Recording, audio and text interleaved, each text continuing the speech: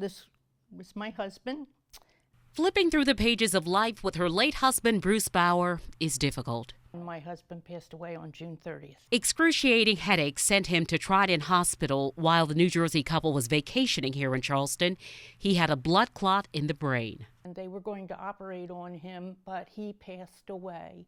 Denise and their 2 children were devastated and unprepared, but they pushed through their grief and they planned his service. She didn't want to leave the same burden on their children when she died, so she went to James A. McAllister Funeral Home and paid for what's called a pre-need. She decided every detail of her memorial service. I picked out the songs that I would like to have sung, Bible verses.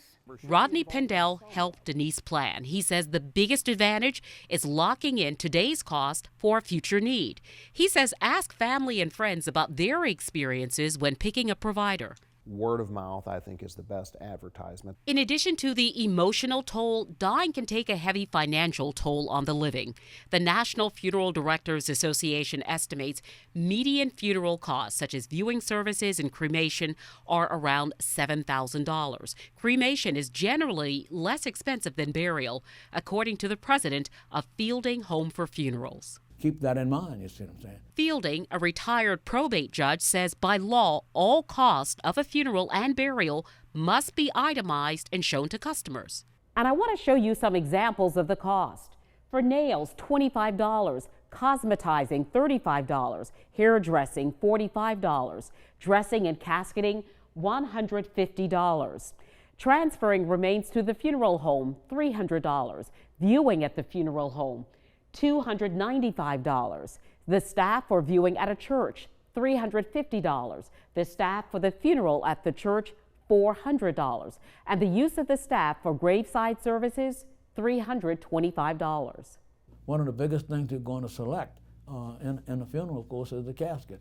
Prices must be marked. Fielding also says you will have to decide if you want to use your own cars or pay for limousines.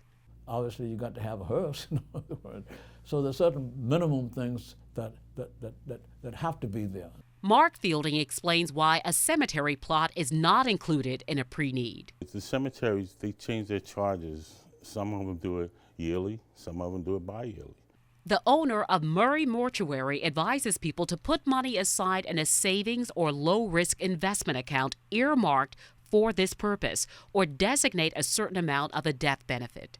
Probate wills, estates, the advantage of pre-planning or having those conversations, making sure things are in place. Denise Bauer says she's not comfortable talking about passing away, but pre-planning gives her peace of mind. To make it easier on my family. That was the most important thing.